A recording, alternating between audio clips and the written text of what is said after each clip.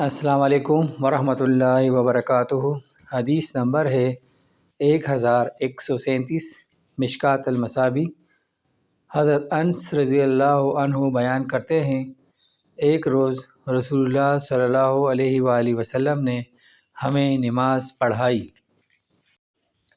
جب آپ نماز پڑھ چکے تو آپ صلی اللہ علیہ وآلہ وسلم نے اپنا چہرہ مبارک ہماری طرف کرتے ہوئے فرمایا، لوگو، میں تمہارا امام ہوں، تم رکوع و سجود، قیام اور نماز سے فارغ ہونے میں مجھ سے سبقت نہ کیا کرو، کیونکہ میں اپنے آگے اور پیچھے سے تمہیں دیکھتا ہوں۔ رواہ مسلم۔ ہمیں بھی باجماعت نماز ادا کرنے میں بہت احتیاط کرنی چاہیے کہ امام سے رکوع و سجود میں پہلے نہ جایا جا سکے۔